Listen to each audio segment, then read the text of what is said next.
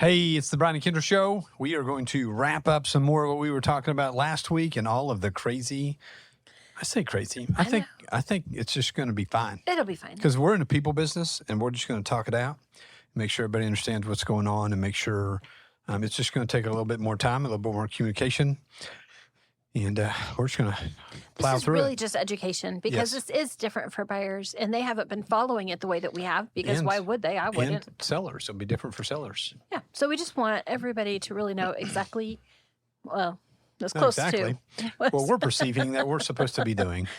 This is how we understand the way the game is going to be played. Yes. All right. Obviously, we've got education tomorrow afternoon, education Thursday after all day. And so we'll be learning more and more and more. And so obviously we will see you at a couple of weeks. This takes effect. Yep. So August 17th, is that right? Yeah, I think so. So we got to be ready. So that's either going to be change day or retirement day. One or the other.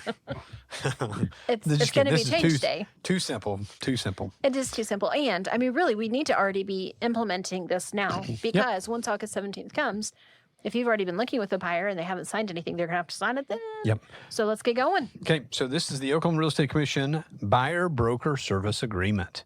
So the purpose of this is so this is for any buyer that is desiring to purchase, lease, option, or exchange real estate, basically collectively purchasing real estate through the services or resources of a broker.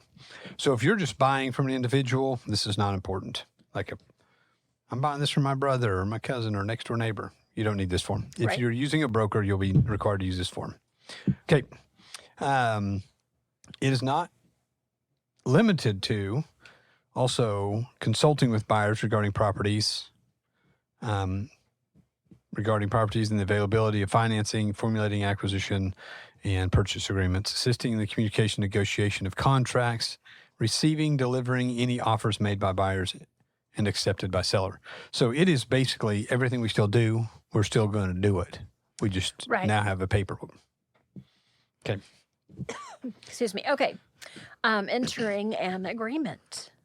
Buyer and broker both acknowledge that a written agreement must be signed and entered into before a broker may begin showing properties to the buyer. This is the important part. Yes. Like this is, I think, the greatest change. The rest of it, I think, was kind of like roll with the punches. But this is the part that I think will really, I don't know what the term is, but I mean, I think it's going to kind of pause some buyers and maybe give them a little cause for alarm. And so we want to share it now so that you don't have to feel any of those feelings. Because how many times have we just shown houses to people and they're like, we probably shouldn't buy right now. Right. They probably won't even go look. Right. But you should. Because they're, you should. Like Definitely. This is, I think looking at, real estate, buying a home is about educating. You might be willing to buy a home 5 years from now, 3 years from now, next week. Right. We're in for any of it. You should probably start looking. Right? Right. For 5 years, you're in for it, right? I'm in for it. There you go. Job security. He's in for 5. Yes. So. That was clever negotiation. You guys got it. So give me a 5-year contract. And wait, that's the other thing. It's only going to be signed for a year. All right. Okay. Let's get to that in a second. Okay. So this is going to have to happen before we walk into our property. So we're going to be having to carry these with us and be like, kind of sign this real quick, which is going to be the problem because now you're even more nervous. I'm sitting in the driveway. I want to look at this house. Yeah, I'll be there in 5. And then you show up and the realtor jumps out and says, here, sign this before we go inside. So we're going to take a minute. Now I feel pressured. Right. And people are going to just sign it because they want to look at the house. They may not even read it. But then there's people like me that won't. Like, right. Man, you pressure me and I'm like heels. So I think this is going to go both directions. It's going to be interesting. And so that's why we're doing this. We want you to be educated on what you're signing and be ready for what you're signing. You don't have to sign it. We'll email it to you. You can review it as long as you need to. Come in, hang out. We'll drink coffee, eat chocolate, talk about it. Do you have any more? Nope. But dang, that dark chocolate was good. And so is that Kit Kat. And I can't wait to get my hands on that score bar up front. I don't know what's in me today, but something. I wish I'd got a picture of you with all your candy bars too. I know. I'm telling you. I mean, I need to post the other picture. You were double fisting your cans of drinks today. I think it's a stress relief of the transaction that's closing today. It's all finally just. I feel it oozing out of my pores. It has been a little wearing. for 5 months. It's been a lot wearing. Okay. All right. So next up on our buyer broker service agreement is buyer representation, which I really hate that term because Yes. this is on the Oklahoma Real Estate Commission page. This says we can't But represent. like we're not supposed to represent people, but then it says we need to have buyer representation. So we're going to figure that out as It we should go say, with Brian, reasonable skill and buyer care. transaction representation. But okay. All right. So the buyer has not signed a written brokerage agreement currently in force with another broker. This is very important. Buyers, you cannot have an agreement with us and with another company that would overlap one another. So we understand you might have a written agreement with a different agent for a specific property for a specific day. But if you have like a 6-month agreement with someone, and actually I don't think this is supposed to be about a property, I think it's supposed to be about a day. So if you have signed something that 6 months or 2 months or just 30 days or 3 years, which would be wrong, then you need to make sure that you don't sign with somebody else. So you stick with your agent until they either release your contract with them, because this is a contract, or until it expires, then you move on. Right. Okay. All right. So that's a question we need to be asking. Have you signed paperwork with anybody else? Next up, buyer affidavit. So this is kind of new. We've been doing this year, and I think that this is good to have it on this document. I was reviewing a contract yesterday from Michigan or Minnesota? Michigan. And their contract was really stinking awesome in the respect that it says some of the things that we have in ours, but it's kind of the last sentence that says that the seller notes that they are non-foreign, yada, yada, yada.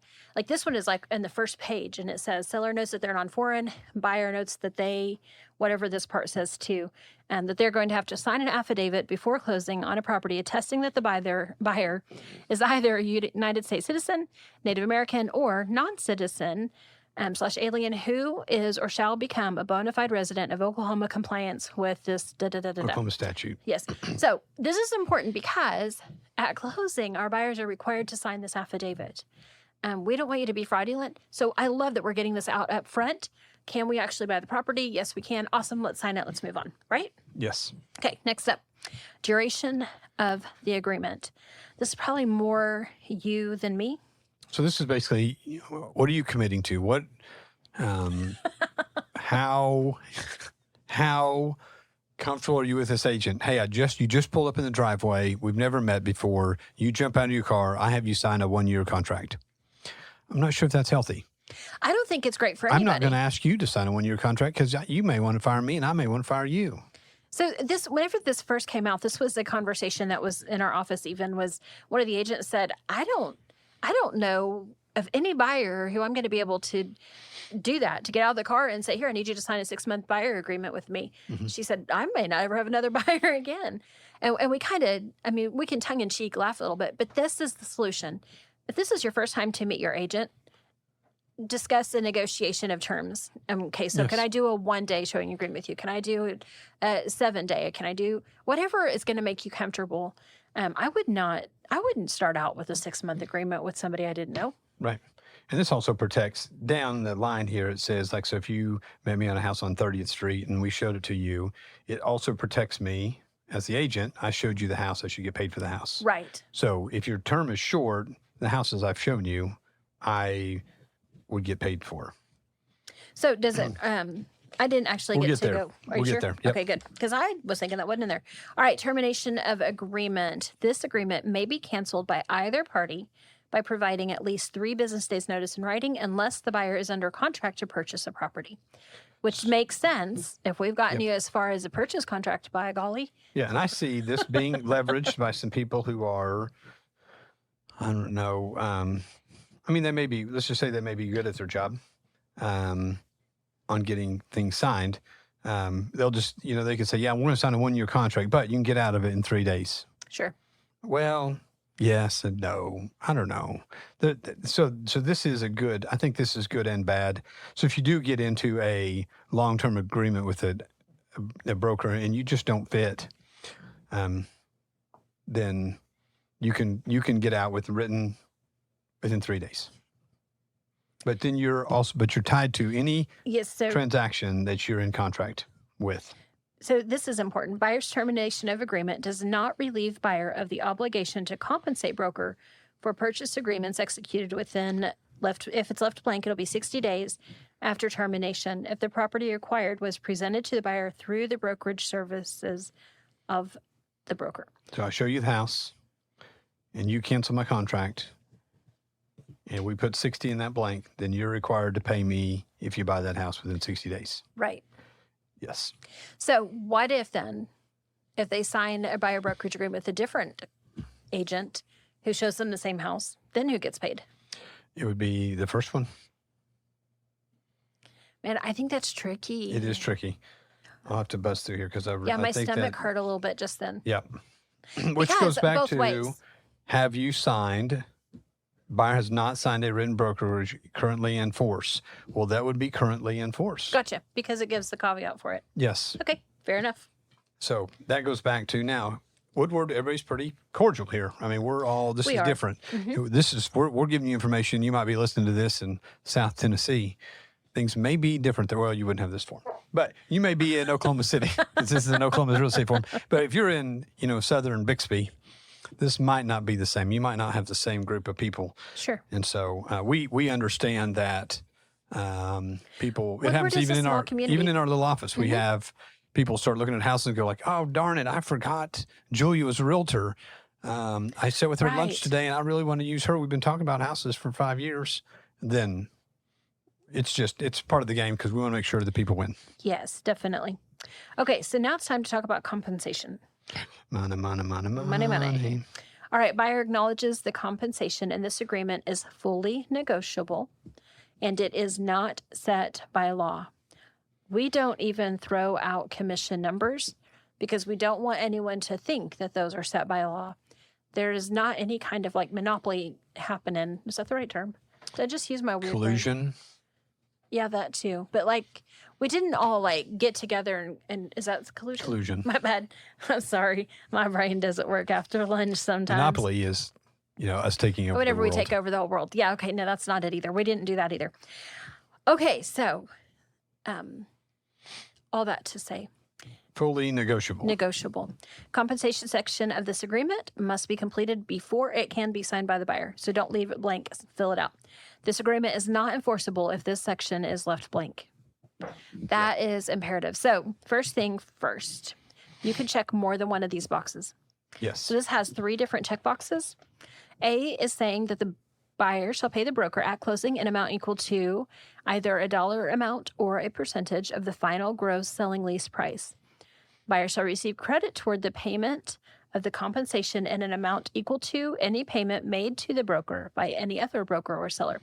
This one I think is probably going to be super common. Yes. So currently, another agency might be willing to share their commission with us. And currently, it's even like, it's even posted within our multiple listing service within our network. And so they'll say, I'm going to share this amount of money or this amount of money, whether it's a dollar amount or if it's a percentage. They say, if you bring a buyer, I'm going to compensate you this much from my own compensation. And that's going to change, and we're not going to be able to see that any longer. So if another agency is willing to share their compensation with us, it's going to be a secret until we call to schedule the showing. Yes. Basically, is how this is evidently supposed to be designed. Yep. Okay, so buyers are used to that. They're used to their agents being compensated by the listing brokerage. So this is saying that we're going to agree, Mr. Buyer, Mrs. Buyer, Ms. Buyer, whatever. I'm going to just quit using names. Buyer, you're going to pay me this amount of money, but if the listing agent will pay that much, then we'll use that as a credit toward what you owe me. Yes. Right? Yep. So can we throw out numbers? If it's Like, short, so let's say $1,000. Can we use jars of jam? Yeah. 5 jars of jam, and then you get. I love it. I love our customers. Okay, so if the buyer is willing to pay you 10 jars of jam, and the listing Because we did get paid in jam. we sure did, and if the listing agent is willing to pay you in 7 jars of jam, then that 7 jars of jam can be used as a credit, and then You just owe the us buyer only 3 has more. to give us 3 more jars of jam. Peach. Okay. I love it. Can we talk about somebody with homemade biscuits? Okay. Okay. Next up, is that clear though? Like, does everybody? I think that people should understand that. I think that makes sense. It makes sense to Right. me. So if it's Let me use straight, easy numbers. Because now I'm hungry. Now all I can think about is fresh I biscuits meant and jam. candy bars anyway. Yes. So I've got this Hershey bar here. So if it's $1,000 commission, you've agreed to pay us $1,000 to help you find a house, and then the seller agent is offering $1,000, then you wouldn't have to pay us because they've already offered to pay us. Right. It's like a coupon. Okay. So next, buyer shall pay the broker a retainer fee of blank amount of dollars due and payable upon execution of this agreement, which amount shall be applied toward the compensation upon closing on a transaction in which the buyer acquires a property. In all other circumstances, the payment shall be considered as a non-refundable retainer fee earned by the broker. Okay. And I'm already hearing and seeing that this is going to be a new thing. People are going to say, hey, we're going to go look at houses. It's $500. Come in for a buyer consultation. You write us a check for $500. It like consummates the contract. It's like, here you go. Funds have changed hands. It's not just a written paper. And I think these brokers are imagining that when money changes hands, it's more contractual. It's like a purchase contract without earnest money. Mm-hmm. It's not really a purchase contract. So a buyer broker form without money is not really a contract. So we're already hearing, that buyer, even if it's $100 or $500 or $1,000, they're getting a fee up front to sit down and go over all this stuff with them. And then they commit to what the next piece is. Okay. So I think you will see that Okay. more and more and more. I think we get into this later, but my understanding is that It's prepaid commission. unless this is it's prepaid commission, but unless it's with something else, this amount of money that they pay as their retainer fee is the only thing that the agent is going to be paid. Correct. So be careful. Be careful. And this goes back to, what did you have as an agreement with what your realtor is going to be doing for you in the transaction? Are they going to do all of the things that we read about on the disclosure of brokerage duty, or are they only going to do 3 or 4 of those things? So pay attention to that. Okay, next, the letter C. So remember, you can click one or all of these. Yep. I mean, however many you want to. Okay. Unless otherwise, other is just a blank. It's just a blank. So you can just write in there anything you want. So if there's something, so is this like a, So for example, we did a buyer consultation fee. Mm-hmm. So I just put in there that the buyer's paying me $1,000 to consult him through the transaction. So can I put, I don't know if you know this answer, because I'm not sure if I really know this answer. I can't remember what I know. So can this be that buyer's going to pay $15,000 at closing unless the listing agent offers more? I think that's where the next line comes in. I don't think I can. Unless otherwise specified above, the compensation due and payable at closing, the compensation shall, I think right here somewhere says. You can't. Because you're maxed out at whatever you agree with on this document with your agent for compensation. So if you and I, buyer, we agree that your compensation is going to be a maximum, that your compensation to me is $3,000. It doesn't matter if somebody else offers more, I can only accept $3,000.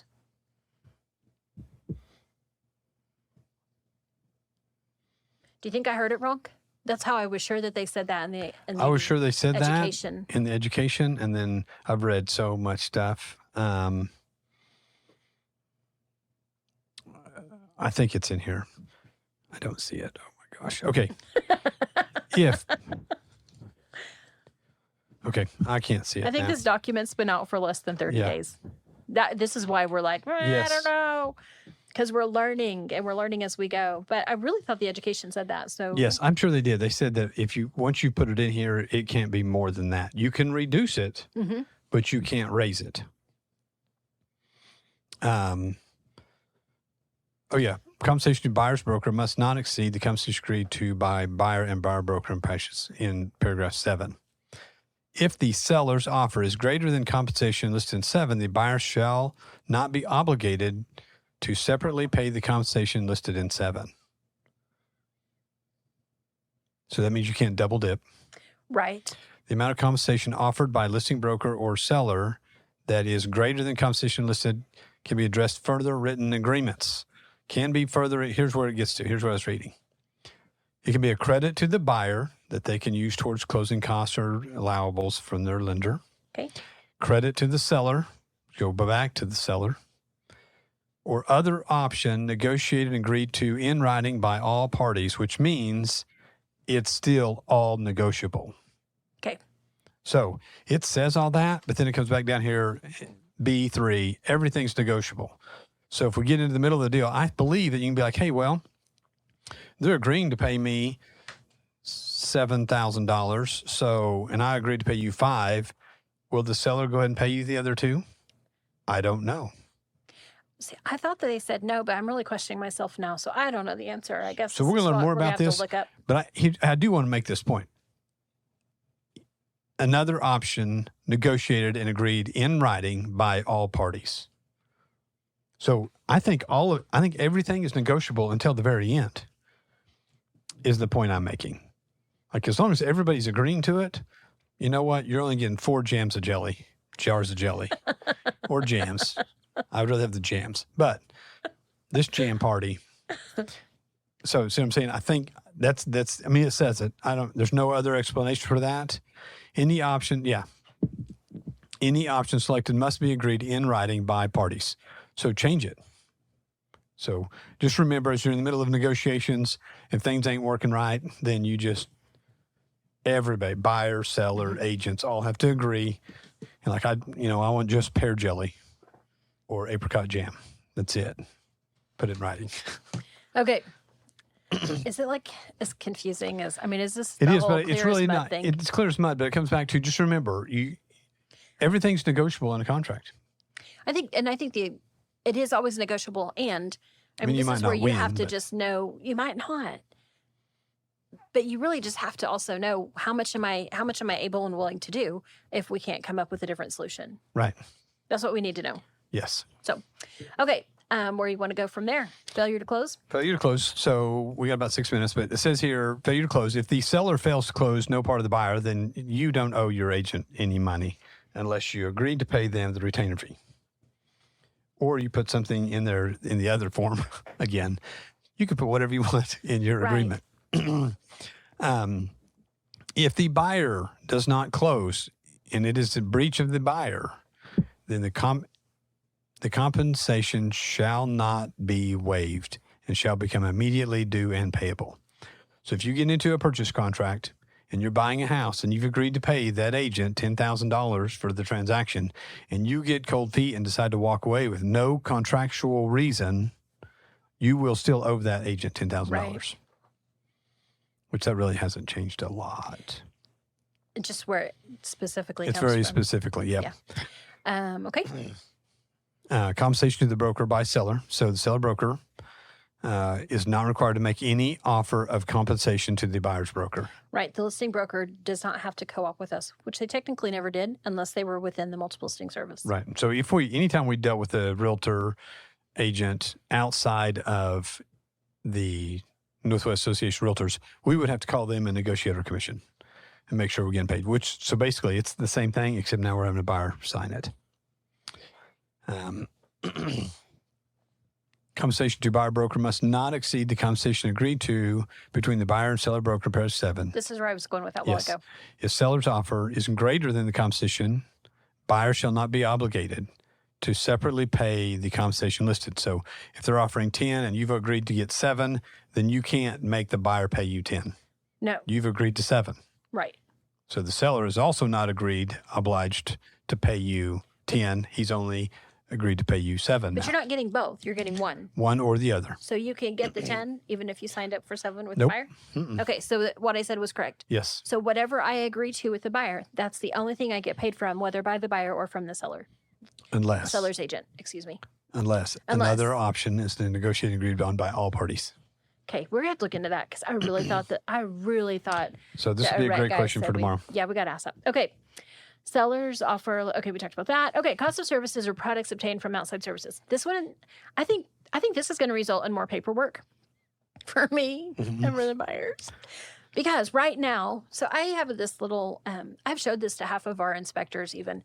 I have a little script that I literally copy and paste to every buyer. As soon as we finish a contract, I copy and paste my little script and I say, here's your options for inspections. They're not required. Probably not required. Check with your lender. They're probably not required. But if you'd like them, and we strongly encourage them, would you like for me to order them? Here's some options that we see locally. And then the buyer, 9.5 out of 10 times they say, yeah, get on it, girl. And so then I go and I order all this stuff. Now it's saying, You just have to have prior consent. Does that mean in writing? well, the way that it was kind of presented in Yes. that specific, and this training that we listened to or watched online, I think that we're going to have to start getting that in writing as well. Because our purchase contract says it gives us the permission to order that stuff inside our purchase contract. Does abstracting, does it on inspections? Oh, you're right. And some of the, my brother is a co-op agent. He told me, he said, sis, he goes, I rarely order those. He said, I make sure they have all the information, but we all do it differently. Right. And I think that's part of our service. We want to make it as easy as you on possible. We want to make sure it's as easy as us on possible, easy for us as well. So coordinating from you to us to the inspector and then back and forth. Sometimes it's easier just to hey, we're just going to group everybody in a Right. text and go. Right. All right. I think this is important, and this is important as it is now, and it's going to be important forever. I think this goes for sellers too. Buyer understands that the other buyers might consider make offers or purchase through the same broker or similar properties as the buyer is seeking to require. So if I sign this document with you, I need to understand you might be representing 5 other people that want the exact same thing as I want, and we might all end up making an offer on the same property. Yeah. Sellers, same thing. I'm showing your property because we've got buyers interested in your property, but unfortunately they might be asking me to look at 7 other properties that are just like yours. That was like a no-brainer to me. Yeah. Because you can't just work with one buyer at a time. You can't make a living like that. No way. So I didn't even think about this one. What happens if the husband signs a contract and the wife signs a contract? I don't know. Where's That's that not in at? here. It's not in here. Husband and wife, we're going to ask. This is legit because we've had not very long ago. Did it come up, Nathan? They didn't talk about that. Well, I think only one party has to sign. Well, yeah, only one party has to sign. But But what happens if? but what if Jack and I go house shopping and I sign one buyer Rock, broker and paper, he's scissors. Yes. Well, and Hey Jack, we're using me. Okay. Equal opportunity. This has always been the same, and we are not Yeah. going to change that. We're going to do things the way the Fair Housing Act requires, and we want to do that. We're going to treat Yeah. people the right way. 13 just basically says if you sign it and Jack signs it, it's still one document, even though 2 people sign Yep. 2 different forms. Everybody needs to have a copy of their agreement once they've signed. If we have any additional provisions, we've got a place for that. The rest of it is all the information. So Yep. that's it. That's That's it. so clear Easy now. as mud. Perfect. Easy. Got it. Easy as Let's mud. go have some chocolate. All right. Well, thank you guys for being here today. Kindra Brown, 580-216-0090. Brian Cook, 580-334-2303. We'll be hearing from you. All right. See you next time.